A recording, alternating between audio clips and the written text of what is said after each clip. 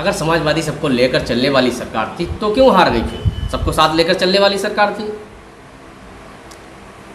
हारने के लिए कोई भी वो नहीं होता है कि क्यों हार गए। ये हमारे समाजवादी सरकार में जो एम्बुलेंस चलाई गई, 100 नंबर लाई गई, क्या वो ये पूछ के आती है कि ये मुस्लिम है, ये ब्राह्मण है, ये यादव है या वो ओबीसी है?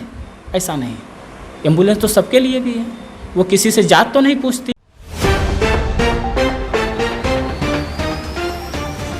नमस्कार, मैं हूं संजीव राठौर। जैसा कि आप सभी लोग जानते हैं कि उत्तर प्रदेश में 2022 का चुनाव है। चुनावी मौसम शुरू हो गया है। जो राजनीतिक पार्टियां हैं उनके कार्यकर्ता गांव-गांव जाकर के प्रचार प्रसार कर रहे हैं और लोगों को अपनी पार्टियों की जो योजनाएं थी उसके बारे में जानकारी भी दे रहे हैं। इस वक्त हमारे साथ लोहिया वाहिनी के जिला उपाध्यक्ष अरविंद यादव हैं। उनसे जानेंगे कि 2017 में जो समाजवादी पार्टी की हार हुई थी और भाजपा सरकार ने जीत अपनी दर्ज कराई थी, इस बार समाजवादी पार्टी किन मुद्दों को लेकर के चुनाव में उतरेगी। इस बार जो है 2022 का जो चुनाव आ रहा है, समाजवादी पार्टी किन मुद्दों को लेकर के चुनाव में आ रही है। इस बार 2022 का जो चुनाव होगा उसमें किसानों की परेशानी को लेकर और युवाओं की बेरोजगारी, बच्चों की शिक्षा, महिलाओं पर जो उत्पीड़न हो रहा है, इसको लेकर चुनाव लड़ा जाएगा। आप लोग गांव-गांव जा रहे हो, चुनाव प्रचार कर रहे हो जी, तो क्या लोगों को जानकारी दे रहे हो? लोगों को जानकारी जो दी जा रही है कि तो ये तो आप सभी लोग जानते हैं और हर गांव का हर किसान, हर व्यक्ति जो इन परेशानियों से गुजर रहा है, उसको ज़्यादा हमें बताने की आवश्यकता नहीं पड़ती है। क्यों?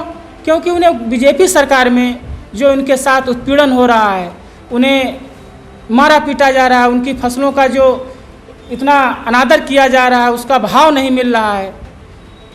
इस कोरोना में लोगों को बहुत ही ज़्यादा, लॉकडाउन में हमारे प्रवासी मजदूर लोग, कुछ लोग रास्ते में ख़त्म हो गए, कुछ लोग घर आके बैठे बेरोजगारी से, घर की परेशानियों से परेशान हो रहे हैं।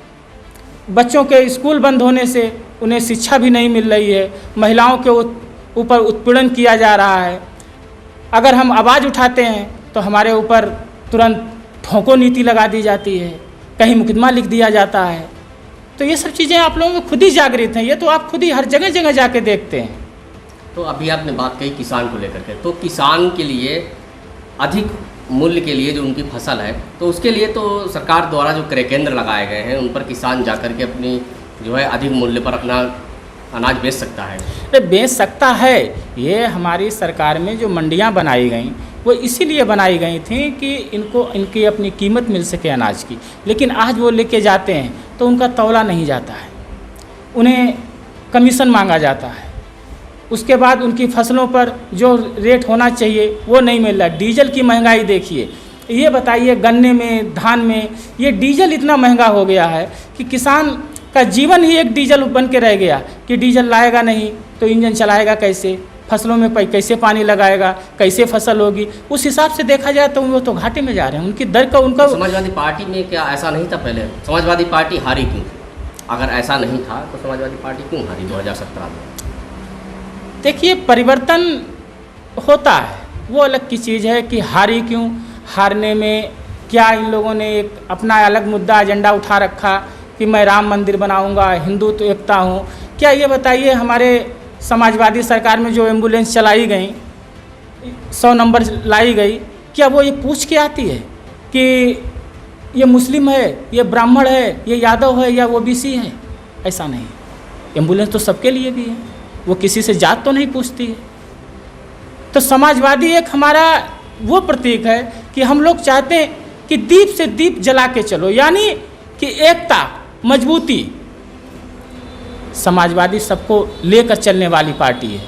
अगर समाजवादी सबको लेकर चलने वाली सरकार थी तो क्यों हार गई फिर? सबको साथ लेकर चलने वाली सरकार थी। हारने के लिए कोई भी वो नहीं होता है कि क्यों हार गए।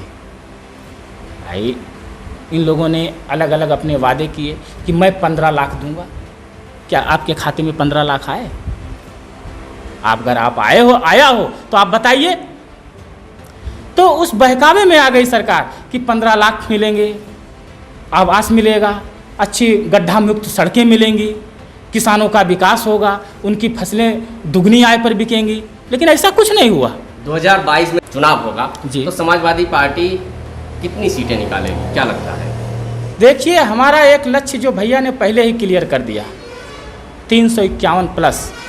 और 351 प्लस क्या, 360 प्लस जाएगी ये, क्योंकि आज की जो लहर और लोगों की परेशानियां, लोगों में जो जागरूकता है, जो हमारे सभी भाई लोग और सभी कार्यकर्ता लोग जो एकजुट हुए हैं, और सरकार संपूर्ण रूप से बनेगी। इसको रोकने के लिए कुछ नहीं हो सकता, तो कोई नहीं रोक सकता हमारी सरकार बनाने से। 360 बनेंगी सीटें, 360 सीट प्लस उत्तर प्रदेश में जी समाजवादी पार्टी निकालेगी। जी हाँ। तो ये थे हमारे साथ लोहिया वाहिनी के जिला उपाध्यक्ष अरविंद यादव, जिनका दावा है कि 2022 में समाजवादी पार्टी सरकार 360 सीटें निकालेगी। Sanjeev Rathore, CIB India news, Hardoi. CIB India news की सभी खबरों को देखने के लिए लाल रंग की बटन को दबाकर चैनल को सब्सक्राइब जरूर करें, घंटी जरूर दबाएं ताकि हमारी सभी खबरों के नोटिफिकेशंस आप तक पहुंचते रहें।